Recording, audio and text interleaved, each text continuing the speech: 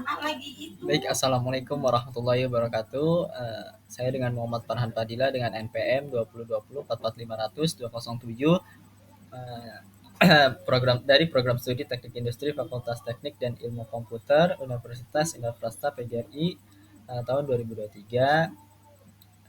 Di sini saya ingin mempresentasikan tugas satu seminar, yaitu terkait tentang judul skripsi, yaitu penerapan metode Pokayoke untuk mencegah terjadinya kesalahan pada manusia setelah meningkatkan kualitas pada proses mesin casting, CNC machining di perusahaan manufaktur die casting. Adapun latar belakang dari masalah tersebut, ada banyak permasalahan yang terjadi pada tempat penelitian ini, ialah kurangnya kualitas produk di perusahaan dan juga tingginya nilai angka reject pada proses produksi dan juga tidak memenuhi target produktivitas pada perusahaan. Dan tujuan dari penelitian ini adalah untuk meningkatkan kualitas produk dan menekan angka tingkat reject pada proses produksi seperti cacat propose pada proses mesin casting dan cacat overdrill pada machining, cacat visual kasar hasil bubut pada proses mesin CNC. Nah, metode yang kita gunakan yaitu yang pertama ada metode Pokayoke. Metode Pokayoke adalah sebuah konsep atau pendekatan dalam manajemen kualitas yang berasal dari Jepang dan digunakan untuk mencegah kesalahan pada manusia dalam proses produksi atau operasi. Tujuan utama dari Pokayoke adalah untuk menciptakan sistem atau alat yang dapat mengidentifikasi atau mencegah kesalahan manusia sebelum atau saat kesalahan terjadi, sehingga mengurangi peluang terjadinya cacat atau kegagalan dalam produk atau layanan.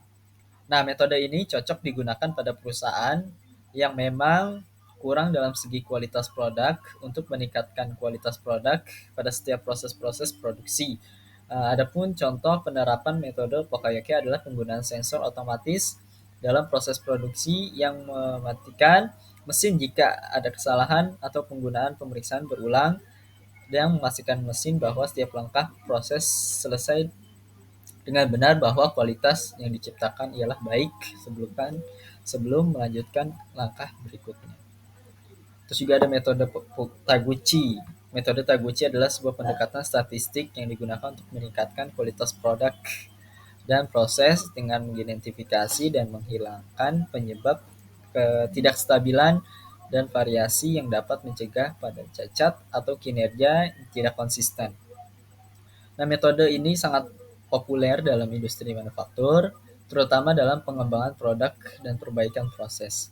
Metode Taguchi adalah alat yang berguna untuk perbaikan kualitas dan efisiensi dalam penelitian ini, dan ini dapat menggabungkan prinsip statistik dengan penekanan kuat pada upaya pencegahan atau preventif untuk mengurangi cacat dan variasi.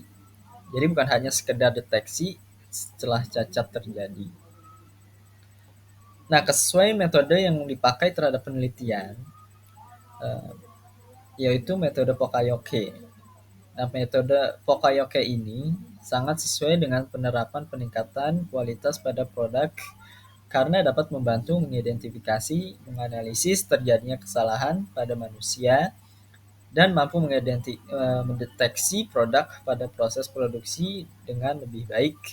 Dengan meningkatkan kualitas, perusahaan dapat mengambil tindakan yang sesuai untuk menghilangkannya, yang merupakan salah satu prinsip utama. Ada juga berkaitan dengan metode Taguchi. Salah satu prinsip utama pada pengendalian kualitas adalah mengidentifikasi terjadinya reject dalam proses produksi. Taguchi dirancang khusus untuk mengidentifikasi faktor-faktor yang mempengaruhi kinerja atau produk proses produk. Faktor ini dapat bersifat internal seperti parameter mesin atau eksternal seperti kondisi lingkungan. Adapun software yang kita pakai yaitu JMP.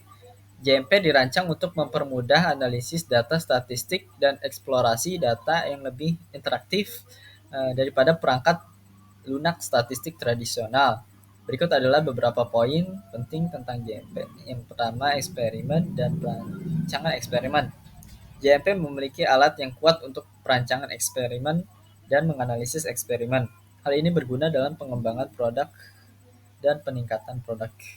Terus juga kita menggunakan software Minitab. Minitab dapat digunakan untuk mengimpor, mengolah, dan menganalisis data terkait dengan aliran nilai. Anda dapat melakukan berbagai analisis statistik seperti perhitungan statistik deskriptif, uji hipotesis, analisis regresi, dan lainnya untuk memahami performa saat ini dari aliran nilai. Sekian, terima kasih. Baik, itulah presentasi dari saya. Wassalamualaikum warahmatullahi wabarakatuh.